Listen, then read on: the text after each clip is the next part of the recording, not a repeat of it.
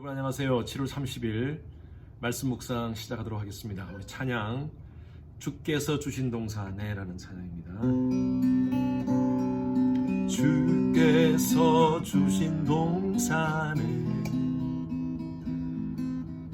땀 흘리며 씨를 뿌리며 내 모든 삶을 드리리. 날 사랑하시는 내 주님께 비바람 앞을 가리고 내 육체는 쇠잔해져도 내 모든 삶을 드리리. 내 사모하는 내 주님께 땅 끝에서 주님을 맞으리. 주께 드릴 열매 가득한 곳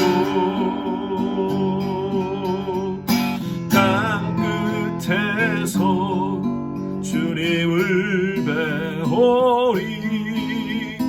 주께 드릴 노래 가득한 곳 땅의 모든 끝 찬양하라. 주님 오실 길 예비하라. 주의 모든 끝에서 주님을 찬양하라. 영광의 주님 곧 오시리라. 땅 끝에서 주님을 맞으리. 주께 드릴 열매 가득한 곳 땅 끝에서 주님을 배우리. 주께 드릴 노래 가득한 곳 땅의 모든 끝 찬양하라. 주님 오실 길 예비하라. 땅의 모든 끝에서 주님을 찬양하라. 영광의 주님 곧 오시리라.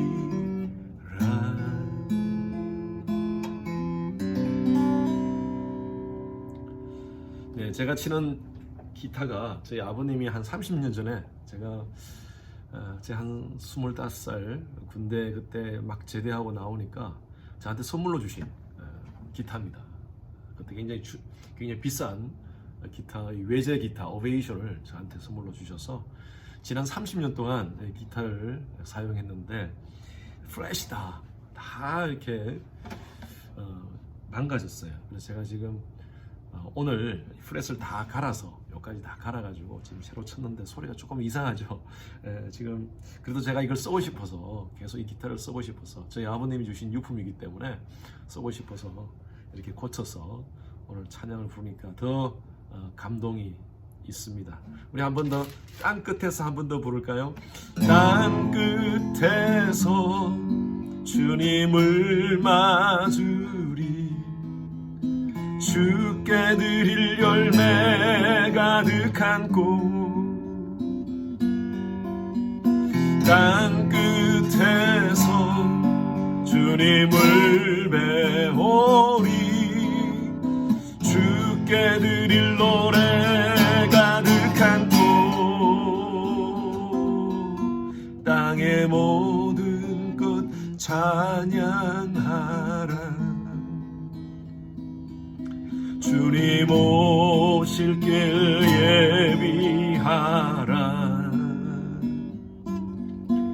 세상의 모든 끝에서 주님을 찬양하라. 영광의 주님 곧 오시리라.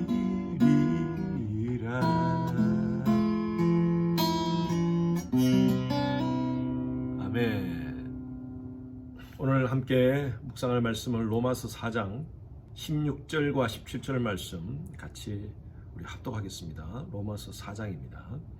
그러므로 상속자가 되는 그것이 은혜에 속하기 위하여 믿음으로 되나니 이는 그 약속을 그 모든 후손에게 굳게 하려 하심이라. 율법에 속한 자에게 뿐만 아니라 아브라함의 믿음에 속한 자에게도 그러하니 아브라함은 우리 모든 사람의 조상이라. 기록된 바 내가 너를 많은 민족의 조상으로 세웠다 하심과 같으니 그가 믿은 바 하나님은 죽은 자를 살리시며 없는 것을 있는 것으로 부르시는 이시니라. 아멘. 누구든지 자기가 소중하게 여기는 그런 물건들이 있을 것입니다.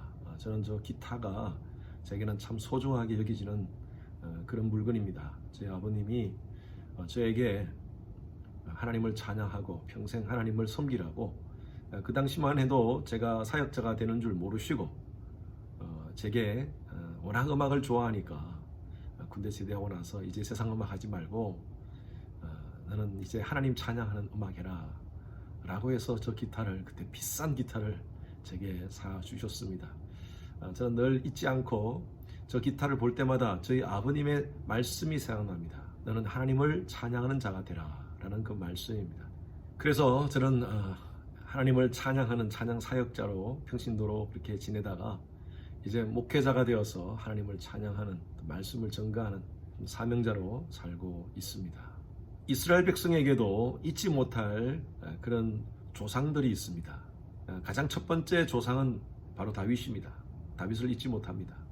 다윗은 통일 왕조의 왕이었고 그리고 지금도 이스라엘 사람들은 이스라엘 국기에 다윗별이라는 그 문양을 새겨놓고 다윗을 최고의 왕으로 생각합니다.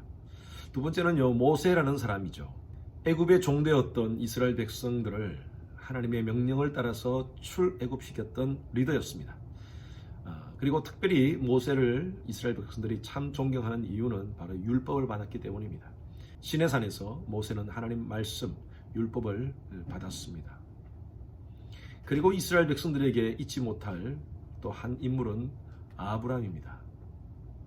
아브라함을 통하여서 이스라엘 백성들은 하나님의 약속을 받았기 때문입니다. 그래서 이스라엘 백성들은 아브라함의 자손이라는 것을 얼마나 자랑스럽게 생각하는 줄 모릅니다. 창세기 17장 1절과 2절 말씀에 보면 아브라함에게 하나님께서는 이렇게 말씀하십니다. 내가 이 약속을 너와 내 사이에 두고 너를 크게 복주고 창대케 하리로다. 이렇게 하나님께서 말씀하고 있습니다. 하나님은 아브라함에게 이 약속을 통하여 너를 번성케 하고 복을 주시겠다고 하셨습니다. 이스라엘 백성들의 가장 큰 복은 바로 하나님의 선민이 되는 그런 복이었습니다. 아브라함의 자손이 됨으로 말미암아 하나님의 선민이 되었다. 이것은 이스라엘 백성들에게 엄청난 프라이드였습니다. 그런데 사도 바울은 이 로마서를 통하여서 그들의 프라이드를 완전히 깨트려 버립니다. 유대인들이 아브라함을 조상으로 삼기 때문에 하나님의 선민이 되었다라고 생각하는 것은 잘못된 것이다라고 얘기하는 것이죠. 하나님은 모세에게 율법을 주시기 때문에 아브라함 시대에는 율법이라는 것이 없었습니다. 그러면 아브라함이 어떻게 의롭게 되었느냐? 바울은 이스라엘 백성들에게, 그 당시에 유대인들에게 이렇게 얘기를 합니다. 로마서 4장 3절 말씀 한번 보십시오. 성경이 무엇을 말하느냐? 아브라함이 하나님을 믿음에 그것이 그에게 의로 여겨진 바 되었느니라. 아브라함이 그의 행위로 말미암아 율법을 지킴으로 말미암아 하나님 앞에서 의롭다함을 인정받았느냐? 결코 아니다는 것입니다. 하나님을 믿음으로 말미암아 의롭게 되었다라고 얘기합니다. 그럼 무엇을 믿어야 하는가? 하나님에 대해서 알아야지 우리가 믿을 수 있지 않겠습니까? 하나님의 존재에 대해서 우리가 알아야지 하나님을 믿을 수 있지 않겠습니까? 바울은 17절에 얘기합니다. 기록된 바 내가 너를 많은 민족의 조상으로 세웠다 하심과 같으니 그가 믿은 바, 그가 누굽니까? 아브라함입니다. 아브라함이 믿은 바 하나님은 죽은 자를 살리시며 없는 것을 있는 것으로 부르시는 이시니라. 아브라함에게는 이 두 가지 확실한 믿음이 있었다는 것입니다. 하나는 부활 신앙입니다. 그리고 하나는 창조 신앙입니다. 부활 신앙은 하나님은 죽은 자를 살리시며, 창조 신앙은요, 없는 것을 있게 하시는 것이다. 여러분, 신앙의 가장 기본은요, 바로 창조 신앙부터 시작합니다. 저는 성경의 가장 중요한 메시지가 바로 창세기 1장 1절이라고 저는 생각합니다. 창세기 1장 1절을 믿지 못하면 우리는 하나님을 믿지 못합니다. 태초에 하나님이 천지 만물을 창조하시니라. 그분은 시간을 만드시고 공간을 만드시고 모든 것을 시작하신 분이 바로 하나님이십니다. 많은 과학자들이 우주의 크기를 150억 광년 정도라고 합니다. 여러분, 1광년이 얼만큼 거리인 줄 아십니까? 빛의 속도는요, 지구를 1초에 7바퀴 반 돈다고 합니다. 그 빛의 속도로 1년간 가는 거리, 그것이 바로 1광년입니다. 엄청난 거리입니다. 우주의 사이즈는요, 우주 끝에서 우주 끝까지 빛의 속도로 150억 년이 걸린다는 것입니다. 여러분, 이것은요, 엄청난 사이즈입니다. 인간의 이성으로 잴 수 없는 사이즈입니다.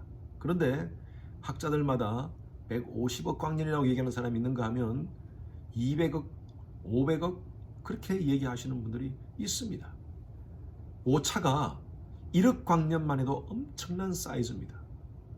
그런데 이게 100광년, 200광년의 오차라는 것은요, 다른 말로 하면 인간은 우주의 사이즈를 모른다는 겁니다. 여러분이 엄청난 크기를 창조하신 그 하나님, 그리고 태양계를 만드시고 태양계 속에 지구를 만드시고 그 지구 속에 하나님께서는 인간을 만드시고 인간이 살 수 있는 여러 가지 많은 자연 환경을 만드셨습니다. 그 창조주 하나님, 그 하나님은 이 우주와 자연을 만들어 놓고 그냥 내버려 두시는 것이 아니라 인간의 역사 속에 관여하시는 하나님, 우리는 그 하나님을 믿습니다. 이 창조 신앙은 우리 신앙의 가장 기본이 되는 신앙입니다. 그리고 우리가 가져야 될 중요한 신앙은 바로 부활 신앙입니다. 성경은 이 세상의 우주적 창조에 대해서 말씀하셨고요, 그리고 우주적 종말에 대해서 말씀하고 있습니다. 우리 인간도 마찬가지입니다. 인간의 생명이 태어날 때가 있는가 하면 인간도 개인적인 종말이 있습니다. 우리는 그것을 죽음이라 그럽니다. 데살로니가 4장에 보면 잠자는 자들에 대해서는 너희가 알지 못함을 내가 원치 않는다 그랬습니다. 다른 말로 하면 우리는 죽음에 대해서 알아야 됩니다. 죽음은 우리의 모든 이 땅에서의 시간과 공간의 끝입니다. 그렇지만 그것으로 끝나지 않는다는 거예요. 왜 우리가 죽음에 대해서 알아야 되느냐? 소망 없이 자는 자들과 같이 슬퍼하지 않게 하기 위해서입니다. 성경은 죽음을 잠이라고 묘사하고 있습니다. 잠은 두 가지 종류의 잠이 있습니다. 소망을 가지고 자는 잠, 소망을 가지지 않고 자는 잠입니다. 죽음은 두 가지입니다. 부활의 소망을 가지고 죽는 육체의 죽음, 부활의 소망이 없이 죽는 육체의 죽음. 성경은요, 부활의 소망을 가지고 자는 자의 죽음에 대해서는 슬퍼하지 말라고 얘기하고 있습니다. 왜냐하면 다시 살기 때문입니다. 우리 사랑하는 장로님의 죽음을 맞이하면서 많은 성도님들이 가슴 아파했습니다. 제게도 참 좋은 동역자였고요, 그리고 많은 분들에게 참 사랑을 나누었던, 하나님의 사랑을 나누었던 그런 귀한 장로님이셨습니다. 육체의 이별은 참 슬프고 아쉽습니다.